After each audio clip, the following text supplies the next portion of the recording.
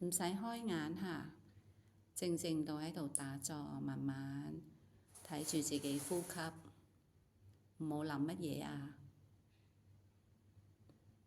靜靜，我問你，你就唔使打開眼嚇，舒唔舒服啊？好舒服，係啊！你喺屋企咧，係每日咁樣打坐咧，你會有好好呢個記性。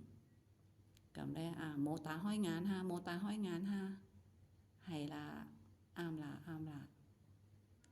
咁就念阿彌陀佛，阿彌陀佛，阿彌陀佛，冇打開眼嚇，啱啦。舒唔舒服啊？